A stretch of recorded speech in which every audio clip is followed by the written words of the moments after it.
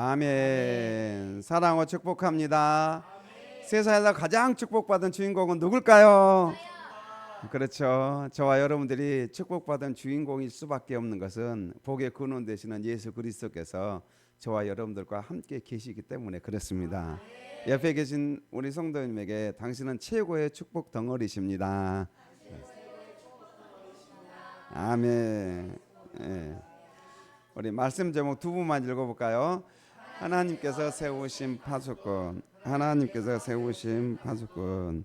우리가 계속적으로 요셉 이야기를 계속 듣고 있습니다. 그래서 이제 애굽 땅에 이렇게 흉년이 이제 시작됐습니다. 그리고 애굽 땅뿐만 아니라 주변 땅까지 흉년이 시작돼가지고 이제 주변에 있는 나라들이 애굽 땅에 와서 양식을 구하러 오게 됩니다. 그래서 이제 이렇게 형들이 와서 요셉에게 절하고 이제 양식을 구하게 되는데 그런 형들에게 정탐꾼이나 누명을 씌우고 결국은 그 형들을 감옥 옥에다가 3일간 가둬버렸습니다. 여러분 이 형들이 감옥에 들어가 있을 때 어땠을까요?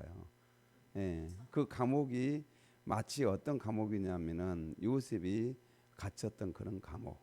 예, 그런 감옥입니다. 그러니까 그런 감옥 속에서 3일간 요셉의 형들이 거기에 있게 되는 것이죠. 그런 다음에 이제 18절에 오면은 사흘 만에 요셉이 그들에게 이르되 나는 하나님을 경외하노니 너희는 이같이 하여 생명을 보존하라. 그래서 나는 하나님을 경외한다. 하나님을 경외한다고 했을 때 요셉의 형들은 어땠을까요? 굉장히 놀랬죠. 왜냐하면은 요셉이 말하는 이 하나님은 여호와 하나님이거든요.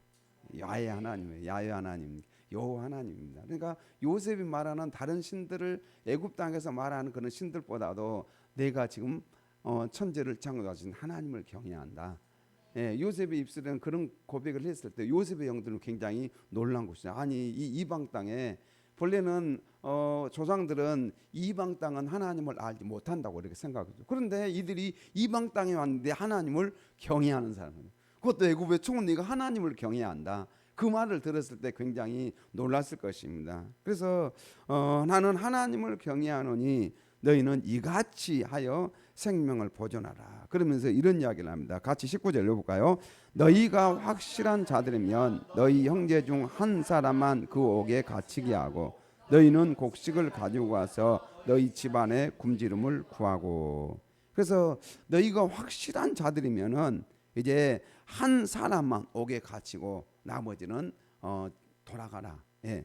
돌아가. 그리고 양식을 가지고 가라 이렇게 이야기하죠. 그래서 사실은 애굽으로 내려오는 사람들이 바로 이렇게 곡식을 구할 수 있는 것은 아니라는 것입니다. 바로 가서 우리 나라 우리가 좀 굶게 되었으니 곡식을 주십시오라고 바로 이렇게 구매할 수 있는 것은 아니라는 거. 지금 같으면 그렇게 구매할 수 있는데 외국 사람이 거기 들어가서 구매한다는 것은 수개월에서 수년까지도 걸릴 수도 있다는 것이죠. 그러니까 학자들은 굉장히 오랜 기간 동안에 그들이 애굽에 가서 또 살아서 돌아온다는 보장도 없다는 거예요. 왜? 외국이잖아요. 예, 외국 땅으로 들어갔기 때문에 살아서 돌아온 보장도 없다는 것이죠. 왜냐하면 그 중간에 가다가 뭐 강도를 만날 수도 있고 그런 어떤 위험한 상황들이 있기 때문에. 그래서 양식 구하는 것도 그냥 바로 주지 않는다는 것이죠. 정탐꾼일 수도 있고 그러기 때문에 그렇게 해서 오랜 수개월 동안 이렇게 소요 되는 그런 가운데서 그들이 양식을 구할 수 있는데 오늘 본문에 보니까 이제 이 요셉의 형들은 바로 이렇게 양식을 구하게 되는 것이죠. 그래서 한 사람만 남고 다 모두 가게 합니다. 그럼 왜 그럼 한 사람만 남게 했을까요? 그 앞에 보면은 뭐라고 그랬죠? 16절에 같이 읽을까? 시작. 너희 중 하나를 보내어 너희 아우를 데려오게 하고 너희는 갇히어 있으라. 내가 너희의 말을 시험하여 너희 중에 진실이 있는지 보리라. 바로의 생명으로 맹세하노니 그리하지 아니하면은 너희는 과연 정탐꾼이라 하고. 그러니까 앞에서 이야기할 때는 너희들이 다 갇히고 누구만 보내라고요? 한 사람 보내라. 그런데 여기서는 뭐라고 합니까? 예, 너희는 다 가고 한 사람만 갇히라 이렇게요. 거꾸로 이제 바뀌었어요. 그러니까 아마 요셉의 마음이 바뀌었죠. 왜 마음이 바뀌었을까요? 예, 요셉이 아무래도 자기 가족들이잖아요. 그렇죠? 가족들이 그래서 최대한 많이 가야 되는 거죠. 많이 가야지 곡식을 많이 가지고 갈 수가 있죠. 한 사람만 가지고 가면 가다가 뭐 강도를 만나나 그런 상황이 닥치면은 혼자 방어할 수가 없어요. 결국은 가다가 죽을 수도 있는 것이죠. 죽을 수 있는 뿐만 아니라 양식을 너무 적게 가지고 가. 그러면 그 많은 가족들이 양식을 먹을 수가 없어요. 그래서 이제 요셉의 마음이 아마 마음의 변화가 일어나가지고 그래서 이제 한 사람만 남고 너희는 가라 이렇게 이야기를 합니다. 그래서 이제 19절에 오면은 이렇게 다시 한번 이야기합니다. 같이 읽어볼까요? 너희가 확실한 자들이면 너희 형제 중 한 사람만 그 옥에 갇히게 하고 너희는 곡식을 가지고 가서 너희 집안에 굶주림을 구하고. 그래서 한 사람만 옥에 갇히게 하고. 그럼 왜 한 사람을 옥에 갇히게 할까요? 예.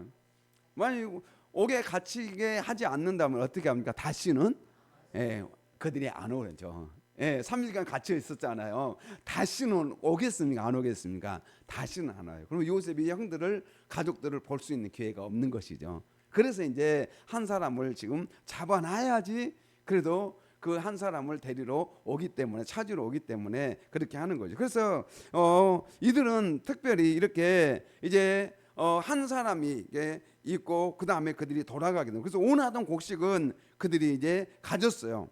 그래서 굶주림을 해결되지만 더 큰 괴로움을 집안에 그들이 들고 가는 것을 볼 수가 있어요. 자, 그래서요 여기서 보면은 이 본질적인 문제를 해결하지 않으면은 양식이 채워져도 삶과 마음이 평탄해지지 않습니다. 그러니까 이 요셉의 형들은 양식을 가지고 가요. 양식을 가지고 가지만은 이제 집안에 돌아가서 아버지하고 그냥 얼마나 많은 그런 마음으로 이렇게 싸우잖아요. 그러니까 동생을 데려가니 많이 하면서 그렇게 싸우는 그런 상황들을 볼 수가 있습니다. 그래서요 우리가 인생을 살면서 가장 중요한 건 우리 인생의 본질적인 문제입니다. 그 본질적인 문제가 해결되지 않으면 우리가 하나님께 예배를 드릴 때도 마음의 평강이 없어요. 그 본질적인 문제가 해결돼야 된다는. 그럼 그 본질적인 문제가 무엇인가? 자, 그래서 20절에 오면 이렇게 말씀합니다. 같이 읽어볼까요? 너희 막내 아우를 내게로 데리고 오라. 그러면 너희 말이 진실함이 되고 너희가 죽지 아니하리하니 그들이 그대로 아니라. 자, 여기서 보면 이제 분명하게 이야기합니다. 너희 막내 아우를 내게로 데리고 오라. 막내 아우를 내게 데리고 오라. 이렇게 이야기합니다. 그래서 이 막내 아우를 데리고 오라고 했을 때 그 형들이 앞에서 이야기를 했잖아요. 그 형들이 또 하나는 없어졌나이다 이런 이야기를 했어요. 또 하나가 누구죠? 요셉이잖아요. 또 하나는 없어졌나이다 하면서 이 막내 아우를 이렇게 요셉이 막내 아를 데려오라 했을 때 형들의 마음을 지금 자극하게 되는 것이죠. 또 하나는 없어졌나이다. 그게 누구예요? 요셉이죠. 요셉에 대한 어떤 생각들이 계속적으로 그들의 이제 뇌리에서 사라지지 않는 것이죠. 그 과거 그들의 이제 죄악들이 생각나게 되는 것이죠. 자, 그래서 분명하게 막내 아우를 내게로 데리고 오라. 분명히 데리고 가면 안 되는 걸 형들은 알고 있어요. 아버지가 베냐민을 보내지 않았어요. 그도 죽을까 싶어서 재앙을 당할까 싶어 보내지 않았어요. 형들은 그걸 알아요. 그걸 알아요. 그래서요 이 막내아라는 이 말에 굉장히 지금 이 형들의 마음은 복잡해지는 것이죠. 굉장히 복잡해지는 것이죠.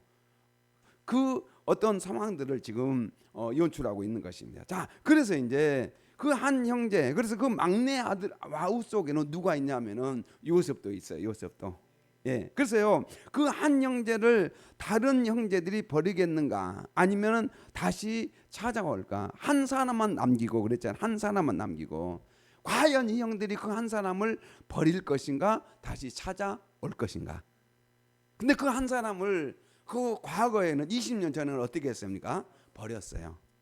죽이려고 했어요. 그래서 37장 18절부터 우리 읽어볼까? 시작. 요셉이 그들에게 가까이 오기 전에 그들이 요셉을 멀리서 보고 죽이기를 꾀하여 서로 이르되 꿈꾸는 자가 오는도다. 자, 그를 죽여 한 구덩이에 던지고 우리가 말하기를 악한 짐승이 그를 잡아먹었다 하자.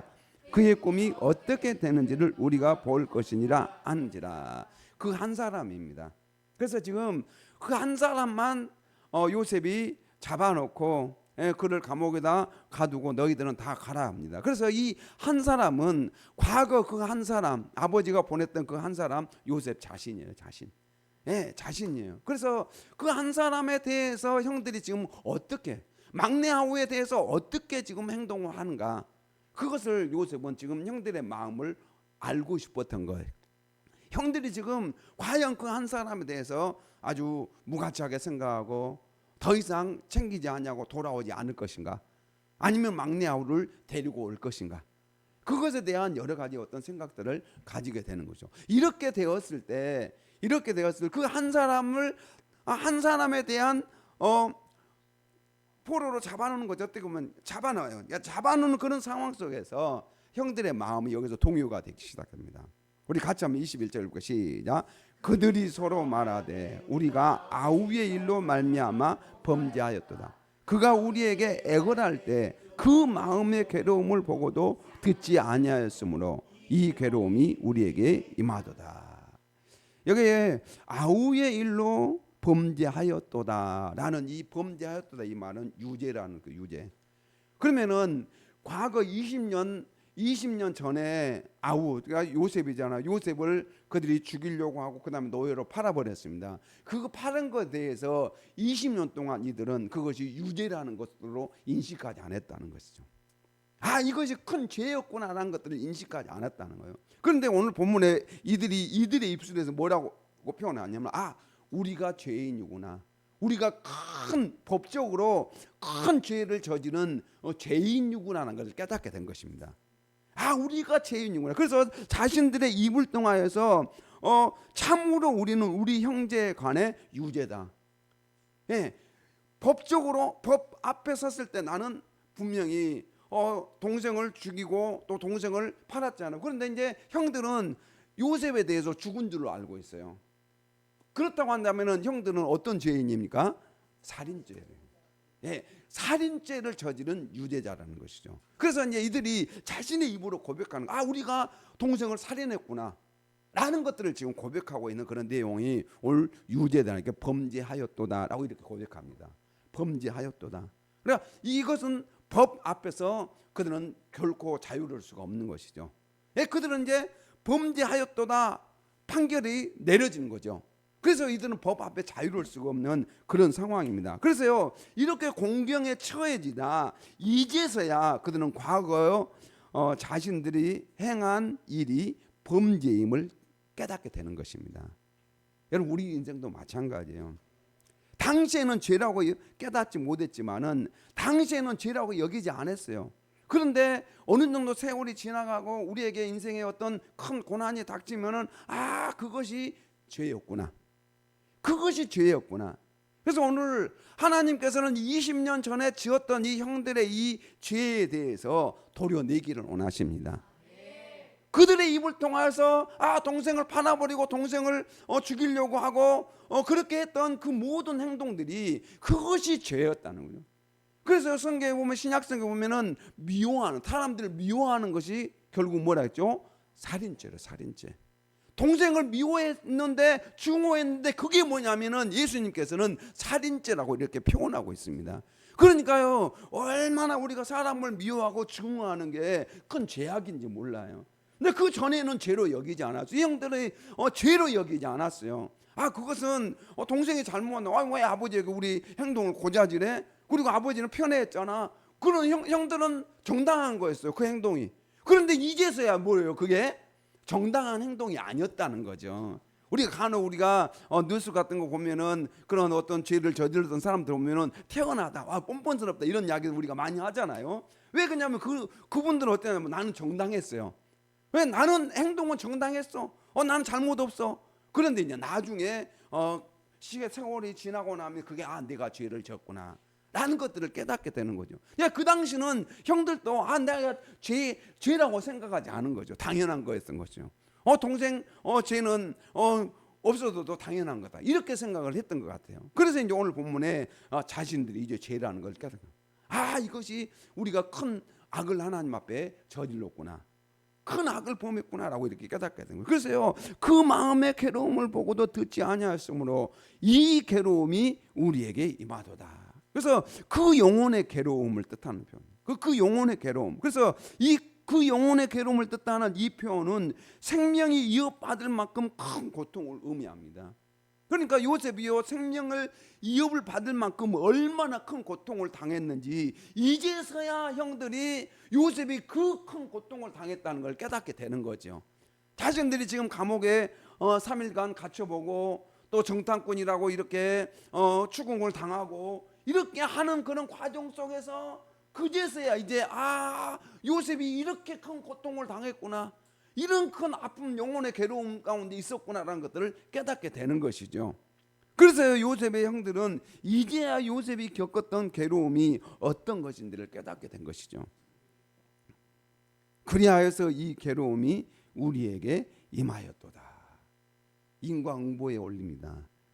여러분, 그래서요, 우리가 때로는 우리는 과거에 그것이 죄가 아닐 거, 죄가 전혀 죄가 아닌 것 같은데 세월이 지나 보니까 그게 죄더라. 그것을 깨닫게 된다는 것이죠. 그렇다면 왜 하나님께서 이 시점에 과거 요셉의 괴로움을 형들이 깨닫게 하셨을까? 왜 그러셨을까?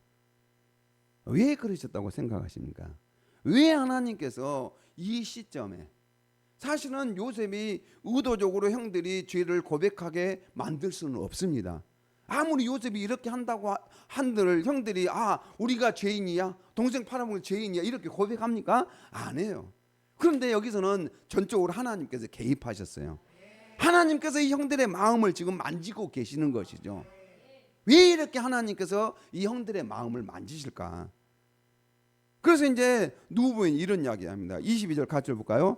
누브벤이 그들에게 대답하여 이르되 내가 너희에게 그 아이에 대하여 죄를 짓지 말라고 하지 아니하였더냐? 그래도 너희가 듣지 아니하였느니라. 그러므로 그의 핏값을 치르게 되었도다. 아니, 여기 핏값이라는 이야기를 하고 있습니다. 핏값을 치르게 되었도다. 이 핏값은 요셉의 죽음을 전제하고 있습니다. 그러니까 지금 누벤은 요셉이 분명히 어떻게 됐다? 죽었을 것이라는 걸 본 거죠. 요셉이 죽었을 것이다. 그래서 요셉의 죽음에 대한 그 핏값을 우리가 지금 치르고 있다는 것입니다. 그 핏값을 치르고 있다. 그래서 20년이 지났지만은 그들의 이 잘못의 대가를 지불하고 있다는 것입니다. 우리 이제 앞서 창세기 38장에 보면은 유다 이야기를 봤습니다. 유다 이야기. 근데 유다 이야기가 창세기 37장 이어서 바로 38장에 이어지는 것이 아니에요. 사실은 지금 이 상황의 바로 앞에서 지금 일어난 사건입니다. 그러니까 7년 흉년 아니면은 흉년 말부터 흉년 시작될 때 그 어떤 어간에 요셉 이야기가 지금 사건이 전개되고 있는 것이죠. 그러니까 요셉 유다 이야기가 전개되고 있는 거, 유다 이야기가. 그래서 물론 그게 이제 성경에 앞으로 갖다 놨지만은 역사적으로 보면은 시간적 순서 보면은 지금 이 어간이에요. 그래서요, 여기에서 전체적으로 지금 요셉의 형들에 대한 그들의 어떤 죄에 대해서 그것들을 하나하나 것도 도려내기 시작하고 있습니다. 왜 그러냐면요, 하나님의 백성이니까 그런 거죠. 하나님께서 선택하신 하나님의 백성이기 때문에 하나님께서 그들의 죄를 지금 도려내고 계시는 것입니다. 도려내고 계시는 거예요. 자, 그래서요 10절에 보면은 같이 읽을까? 창세기 4장 10절 시작. 이르시되 내가 무엇을 하였냐? 내 아우의 핏소리가 땅에서부터 내게 호소하느니라. 가인에게 하나님께서 말씀하신 내용이잖아요. 가인에게 네 아우가 어디 갔냐 이렇게 하니까 제가 내 아우를 지키는 자이니까, 그러니까 하나님께서 내 아우의 핏소리가 땅에서부터 내게 호소하고 있다. 이 말은 뭐예요? 지금 가인으로 하여금 뭐 하라는 거죠? 회개를 촉구하고 있는 것이죠. 네가 동생을 죽이지 않았느냐? 그러면은 네가 회개해야지. 그런데도 그는 모른다고 이렇게 모른 척합니다. 또 마태복음 27장 6절을 같이 읽을까요? 대제사장들이 그 은을 거두며 이르되 이것은 핏값이라 성전고에 넣어둠이 옳지 않다 하고. 지금 가룟 유다가 예수님을 은 30에 팔아버리지 않습니까? 예, 그 은 30을 받고 팔았어요. 그래서 그 은을 가지고 이제 가룟 유다가 어떻게 합니까? 다시 그것을 대제사장한테 돌려줍니다. 내가 잘못했다. 근데 가룟 유다는 회개하지 않습니다. 그렇게 하고 목매달아서 그냥 자살하고 죽고 말아요. 그래서 그것을 대제사장들이 이것은 핏값이라 이렇게 하면서 그것을 성전에다가 넣지 않습니다. 예, 핏값이다 이렇게 이야기합니다. 그래서요, 잠언 28장 13절에 보면 이렇게 이야기합니다. 같이 볼까요? 자기의 죄를 숨기는 자는 형통하지 못하나 죄를 자복하고 버리는 자는 불쌍히 여김을 받으리라. 이 자복하다는 것은 쏘다, 발사하다, 던지다, 떨쳐버리다라는 또 인정하다, 고백하다는 그런 의미도 있습니다. 또 슬퍼하다, 손들을 꽉 잡고 막 슬퍼하는 거예요. 그래서요, 우리가 죄를 숨기는 자는 형통하지 못하지만은 죄를 자복하고 버리는 자는 하나님으로부터 불쌍히 여김을 받습니다. 그래서 우리 공동 번역과 시작. 제 잘못을 감추고 잘 될 리 없다. 제 잘못을 실토하고 손을 떼어야 동정을 삽니다. 제 잘못, 자신의 죄에서 실토하고 나는 죄인입니다. 나는 감히 하나님 앞에 설 수 없는 죄인입니다. 우리가 하나님 앞에 숨길 수 있는 죄는 아무것도 없습니다. 그래서 하나님께서는요, 이 지금 요셉의 형들은 하나님의 거룩한 이스라엘이 되어야 되는데 이들의 이 죄를 가지고는 거룩한 이스라엘이 될 수가 없어요. 믿음의 조상들이 될 수가 없습니다. 그래서 이들의 죄를 지금 도려내고 있는 과정이에요. 지금 이들의 죄를 도려내야 되는데 어떻게 도려내느냐? 바로 실토를 해야 돼요. 자기의 죄를 자백하고 자기의 죄를 고백해야 됩니다. 자기의 죄에 대해서 솔직하게 인정하고, 하나님, 나는 이렇게 해서 동생을 팔아먹고 동생을 죽이는 일에 앞장섰습니다. 하나님이셔 나의 죄를 용서해 주고 사하여 주시옵소서. 이렇게 하면서 자신의 죄를 도려내야 된다는 것이죠. 그것이 바로 하나님의 백성들입니다. 그래서 하나님께서 우리는 때로는 어떤 환경과 여건을 통하여서 우리에게 우리의 죄를 실토하게 만드세요. 그럴 때 우리는 어떻게 하냐면은 그냥 하나님 앞에 제가 죄인입니다라고 우리의 죄를 자복하면 됩니다. 우리의 죄를 우리는 하나님 앞에서 숨길 수가 없어요. 아무리 숨기려고도 숨길 수가 없습니다. 왜요? 하나님은 다 보고 계셨잖아요. 왜? 가인이 그렇게 했잖아요. 가인이 그냥 아무도 보지 않으니까 동생을 돌로 쳐 죽였잖아요. 그런데 아무도 보지 않은 줄 알았지만은 물론 그 당시에는 사람들도 없었어요. 사람들도 없었기 때문에 아무도 보지 않아. 짐승들도 아마 보지 않은 그 사이에 그가 동생을 돌로 쳐 죽였어요. 그러나 누가 보고 계셨습니까? 하나님께서 보고 계셨다는 거죠. 그래서 우리가 하나님 앞에 철저하게 회개해야 됩니다. 믿습니까? 이것은 하나님께서 우리를 살리기 위해서 회개를 촉구하십니다. 이 형제를 하나님께서 살려서 이들을 이스라엘 곧 믿음의 조상으로 삼으시기 위해서 하나님께서 이들에게 지금 회개의 기회를 허락하시고 회개하도록 그들을 몰아가시는 것이죠. 자, 그래서 시편 32편 4절 5절에 이렇게 말씀을 같이 읽을까요? 주의 손이 주야로 나를 누르시오니 내 진액이 빠져서 여름 가뭄에 마름같이 되었나이다.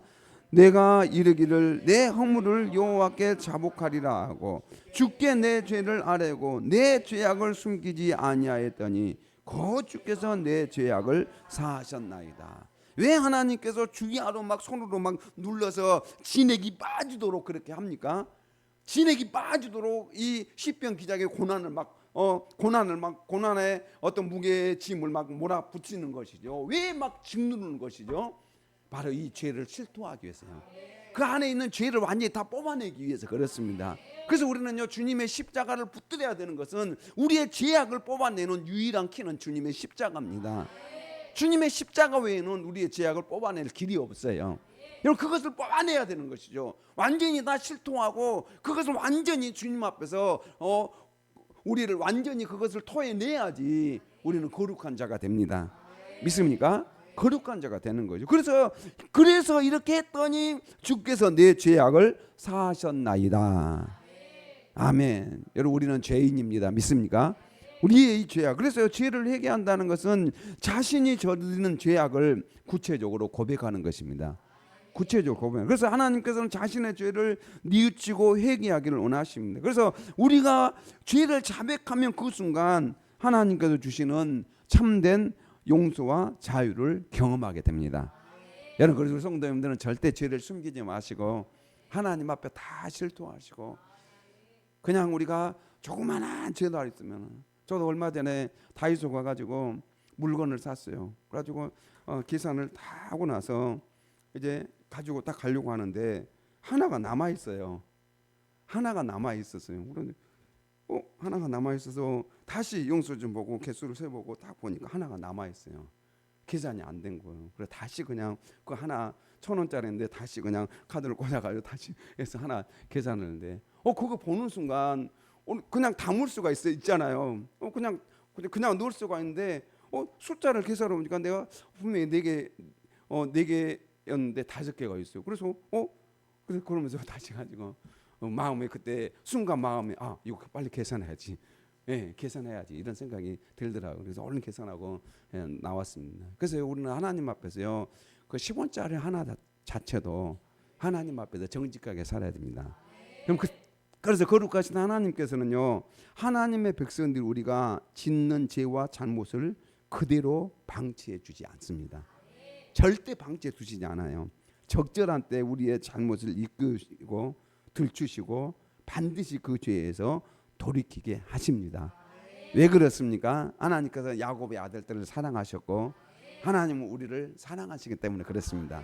저 여러분들을 사랑하시기 때문에 이 죄악들을 다 뽑아내셔요. 그래야지 하나님의 은혜와 축복을 받는 그릇이 돼요. 하나님께서 깨끗한 그릇을 사용하시잖아요. 그러니까 하나님께서 축복해 주고 싶은데 이 죄악이 담겨져 있으면은 성경에 보면은 기도도 안 들어주시잖아요. 그래서요, 우리의 죄악을 다 뽑아내야 됩니다. 그것이 바로 회개입니다. 믿습니까? 자, 그래서요, 오늘 본문에 보니까 이제 그들 사이에 통력을 세웠으므로 그들은 요셉이 듣는 줄을 알지 못하였더라. 네, 알지 못했어요. 자, 그래서 요셉이 그들을 떠나가서 울고 다시 돌아와서 그들과 말하다가 그들 중에 시므온을 끌어내어 그들의 눈 앞에서 결박하고, 요셉이 울고 와서 누구를 잡았어요? 시므온. 근데 왜 시므온을 결박해서 감옥에 가두었을까? 왜 그랬을까요?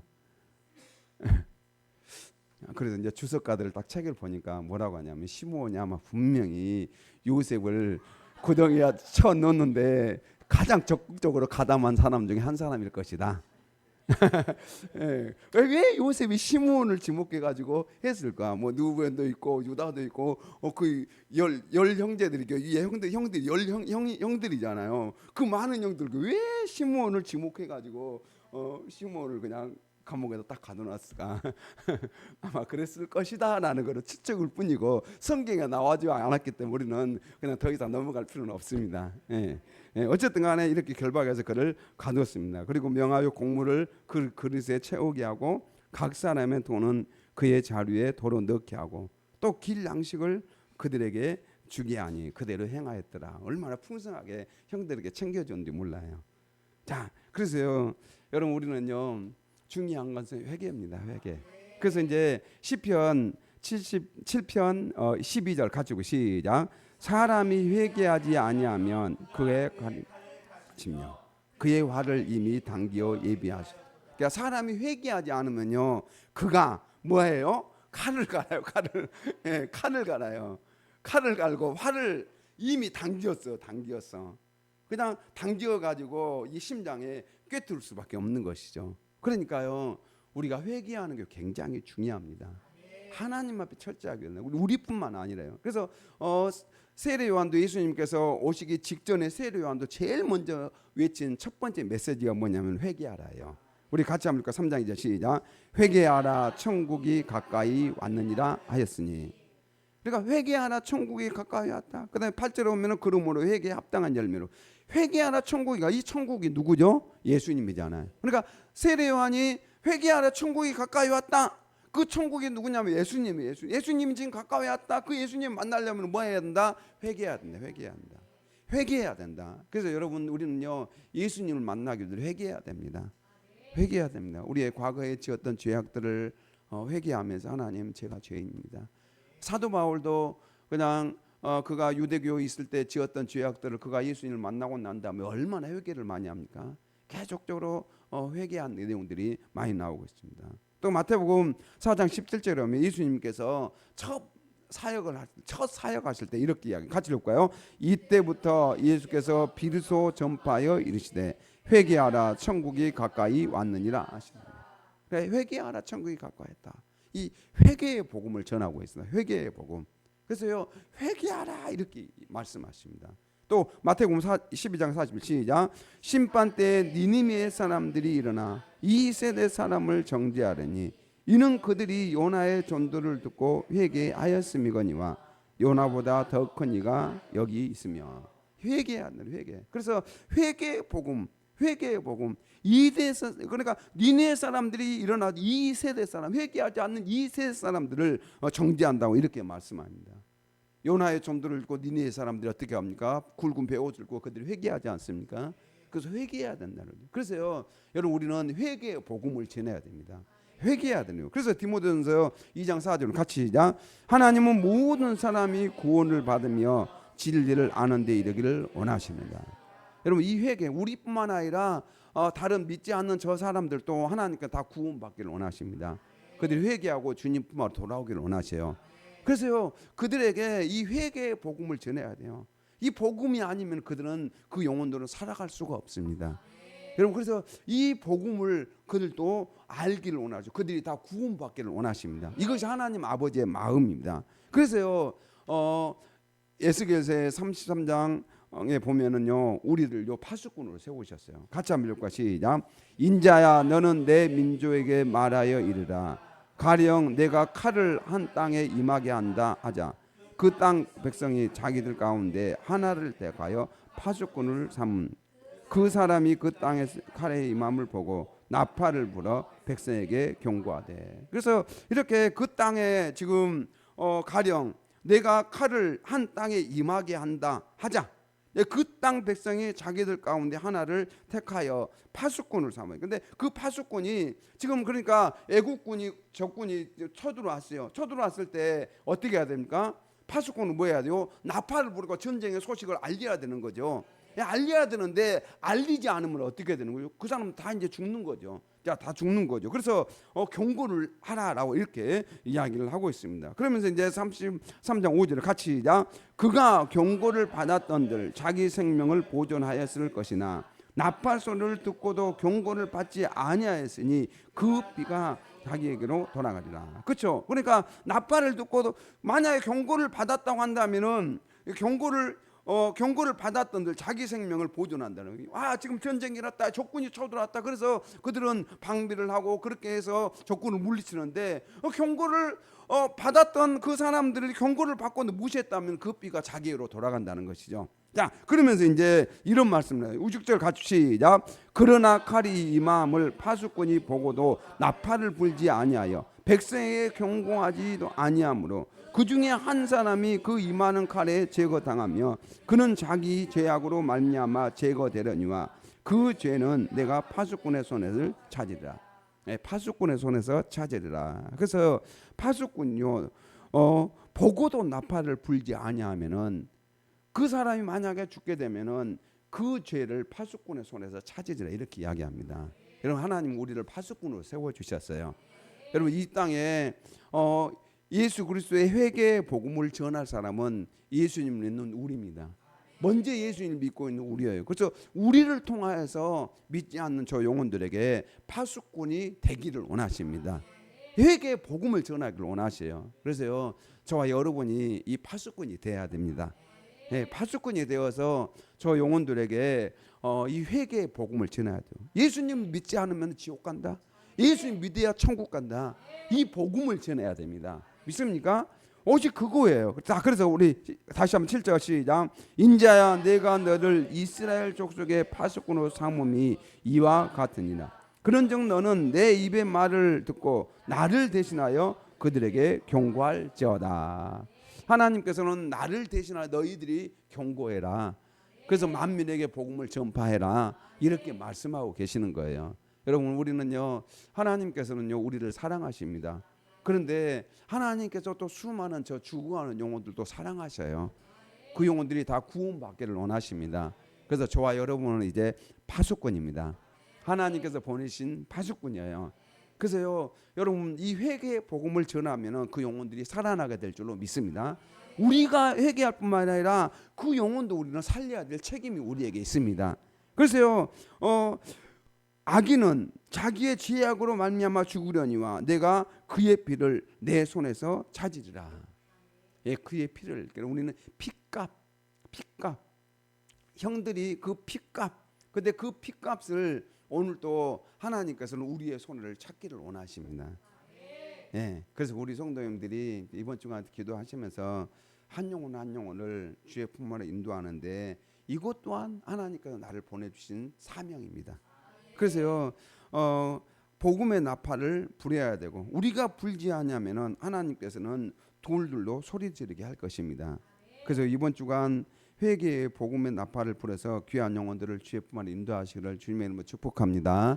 이 말씀 생각해서 함께 통성으로 기도하겠습니다.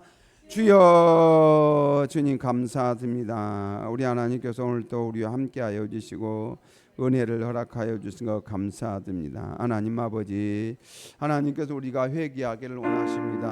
우리의 죄악을 숨길 수 없습니다. 하나님 앞에 철저하게 회개하게 하여 주시고 또한 하나님 아버지의 복음 전도의 이 나팔을